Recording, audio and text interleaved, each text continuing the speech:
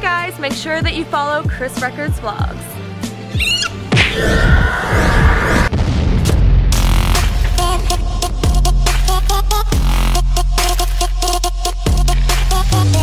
What's up, you guys? Chris Record here. Another day, another vlog. This is the best day of my life.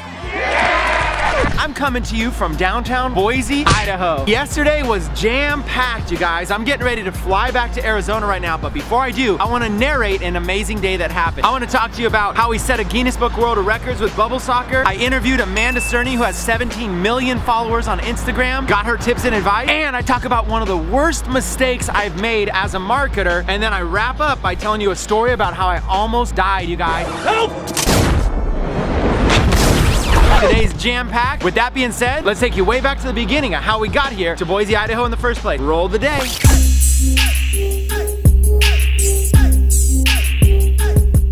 All right, you guys, I am out. I'm heading to the airport to go to Boise, Idaho right now. The Uber is here. We're gonna go participate in the world's largest bubble soccer game over at Russell Brunson's. This guy's an entrepreneur, founder of ClickFunnels. It's gonna be awesome. What's up? Just got to the airport and met up with the man. What's up? Swagger dagger. Yeah, that's right. We literally just bought the tickets, just decided to show up last minute. Pretty crazy, but here we go.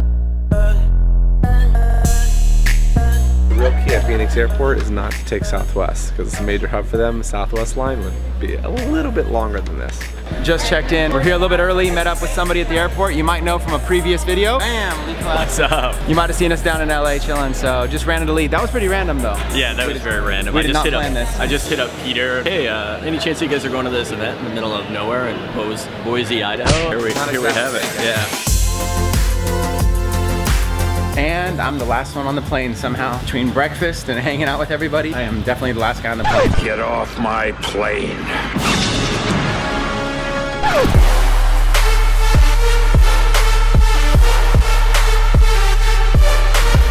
Alright, so I made it to Boise. Let's meet up with Chris, with our buddy Lee. Let's go check into the hotel.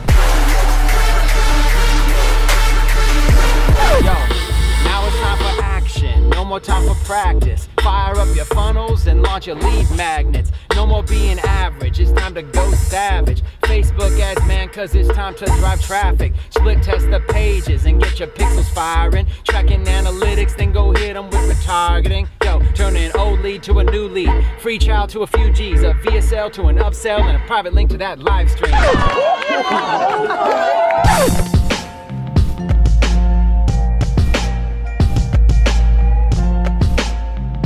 I map out funnels. So this is people opt in for it. These are the indoctrination emails that they'll get. And then after that, it's a 3-day video training series. And then I just map out the rest of the funnel. So from here, they'll go to a VSL page where they'll pay $99 to schedule an appointment for a consultation. And then at that time, I also offer instant agent. So that way they don't even have to schedule the appointment. Comes into order confirmation. Then after that, they'll get an email series 24 hours out from their phone call. And then from there, on that phone call, we either pitch a $497 product, or we'll pitch a $2,000 to $3,000 product. It allows me to just kind of map out all the assets that I'm going to need for an entire funnel for a new client. Next, I want to kick things off with a book review. And since we're here at an influencer event run by Russell Brunson, we thought what a great time to review Russell Brunson's new book, Expert Secrets. But who better to do it than Sunny D? Roll the clip. What's up? It's your boy Sunny D with another book review. In today's book review, we're gonna talk about this cat, Russell Brunson, and his new book, Expert Secrets. Before we get started though, look right here. This cat, Robert Kiyosaki, wrote the foreword. You might remember the review I did on Robert Kiyosaki called Rich Pimp, Po Pimp. Roll the clip. Rich Dad, Po Dad. Or as Sunny D like to say, Rich Pimp, Po Pimp. First thing first, your boy Sunny D needed a bookmark. You know what Sunny D uses for bookmarks, right? ATM receipts. You guys know Sunny D read about a book a minute, so I went right to the table of contents. Bam! Section 2, Secret 5, the big domino. Domino? Did someone say dominoes? Your boy is already the expert at domino. How are you gonna teach me how to be the expert at a game Sunny D already the expert at? Section 4, Secret 18, the 4 question close. What? What? You guys know Sonny D already got a trademark, patent pending, proprietary 4-question close. Question number 1, girl, what's your name? Question number 2, girl, what's your number? Question number 3, girl, do you like Mickey D's? Question number 4, girl, you got any extra cash to chip in on a petrol and Sonny D's whip? Because the way my bank works is I got a checking and I got a savings and it takes like 3 business days to transfer. You know the rest. Section 3, secret 15, the stack. The stack? He must be talking about the rack. Cause your boy Sonny D got stacks. Oh, racks on racks on racks. In conclusion, if y'all wanna build big muscles, y'all want high converting funnels, that grind and that hustle, then you gotta cop this book right here from Russell. Link in the bio. Next, we left the hotel and we headed off to the influencer party. Guys, there were YouTubers there with millions of subscribers. There were Instagram influencers with millions of followers. There were people on Facebook that get 30 to 50 million views per video. And it was time to go network, mix and mingle. Plus, it was time to play some bubble soccer. Roll the clip.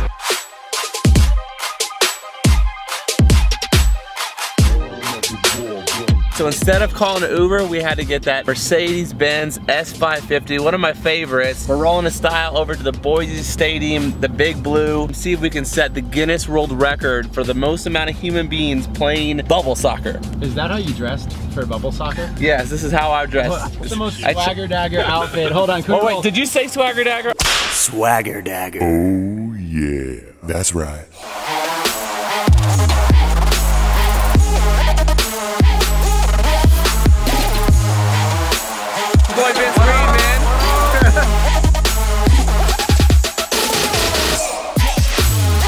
We were in business back in like 2006, 2007. I had my first $100,000 month back then, and then like a few months later, he had his first $100,000 month. Crazy times, you guys. Of course, super successful as usual. Just always been very driven, so real proud of you, man. You've done great. You've done great. Oh, you know this guy? There's like filming in here. We gotta put this.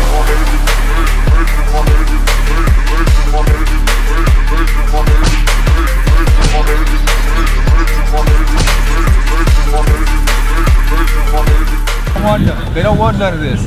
It's my old stomping ground. I had to get the orange balloon, the one with the orange strap. Are you ready? I'm ready. Chris, let's go. Now.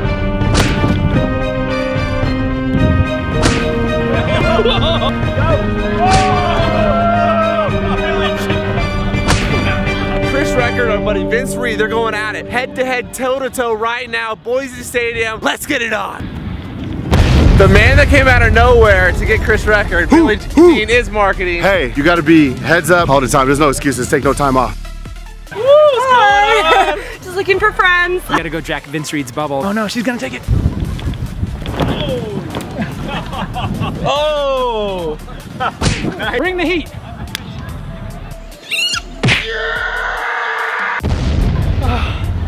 She got me.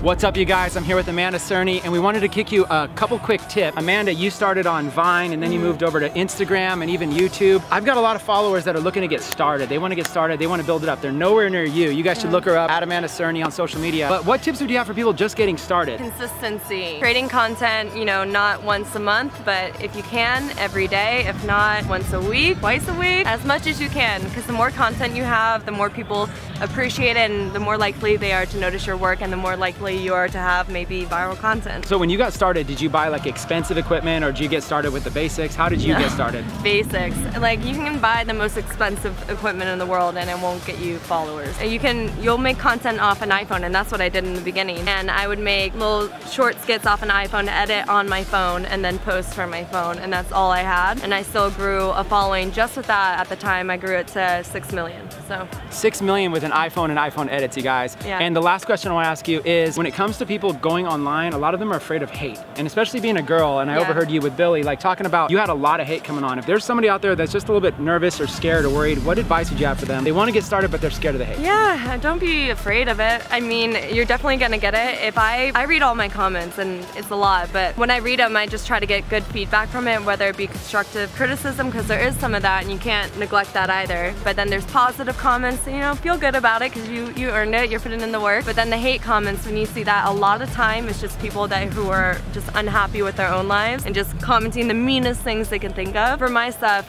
whenever I see them, sometimes I'll reply with like, oh, I'm so sorry you had a hard day, or, you know, just giving them some sort of sympathy or empathy. And then they'll reply back and just be like, oh my God, I'm so sorry, I didn't even know you were gonna read this. I love your work, you know, I just had a rough day. And literally every time I reply to one is that response. It's crazy. She's having fun with the haters. She's learning to turn into fun. Okay, and or just block them. Hey guys, make sure that you follow Chris Records Vlogs. And that's Amanda Cerny. You can find her on social media everywhere. Amanda is stepping up. She's one of the big influencers out there that's funny. She's obviously an entrepreneur. Thank you so much for doing that. Thanks, yeah, nice to meet you.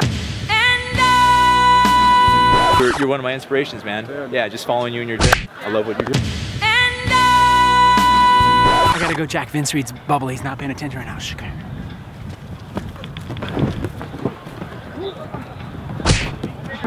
Tell you how freaking cold it is out here. When the bubble soccer was done, it was time to hit the town. And that's when I decided to do another episode of Coaching with Chris.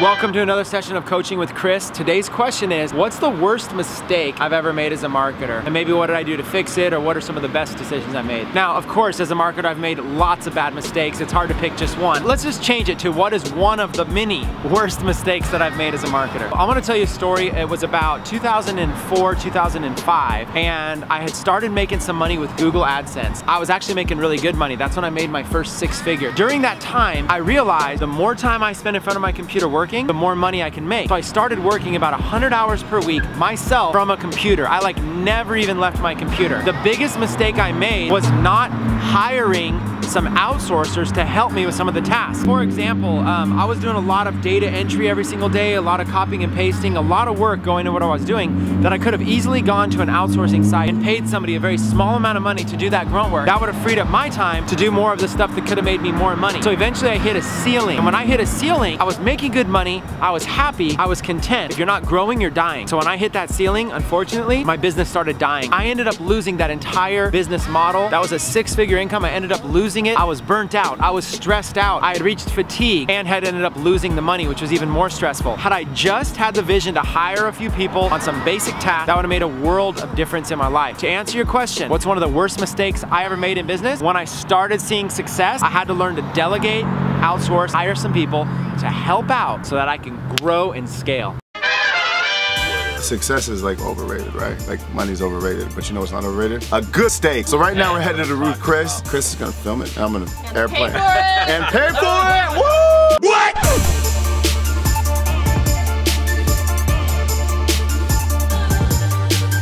Now it's story time. Yay! What's up, you guys? It is story time. And today I want to tell you about an epic story where I literally almost died jumping off of a cliff. More like jumping on the edge of a cliff for fun. Don't ask me why I did this. I was a crazy kid. So there was this place on West Cliff Drive. We had a few little secret spots that we could ride, and we can meet up on the cliffs, and we can drink, or those that like to smoke could smoke, and we would just hang out. One of those spots had these big cushion type bushes. You could literally throw your body at them and jump on these bushes, and you would bounce and bounce right off. We called them the bouncing bushes. But these bushes were right on the edge of the cliff. And this cliff, off memory, it was probably like anywhere between like 30 to 50 feet drop. And we would just bounce right along the edge without any worries. We just started jumping and doing flips and doing all kinds of stuff on these bouncy bushes. But we were always challenging each other to get close to the edge without falling off. To us, it was a thrill. It was fun. I took a big, massive like dolphin dive off the edge of the cliff. I thought it would look really funny. All the people watching, that they would just see me disappear over the edge. I kind of knew that I'd be able to grab on all the bushes. So I literally, guys, I kid you not, this is like a 3 to 5 story drop. I literally dove over the edge. I dove over the edge and I barreled over the edge. And when I went down, I grabbed my left hand and grabbed the bushes. I just grabbed the bushes going down, pulled in my other hand, and I'm sitting there dangling, like here's the top of the cliff and here's the edge. I had jumped over and was like all the way down here, dangling from these bushes. Craziest thing I've ever done. I'm hanging like 30, 40, 50 feet up above the ground just off these bushes that basically my fingers are right inside of them. And then the most epic thing I've ever experienced happened. One of my friends, Ryan, had also followed and was jumping and had jumped over the edge of the cliff. So while I'm hanging there, hanging kind of like for my life on these bushes, my friend Ryan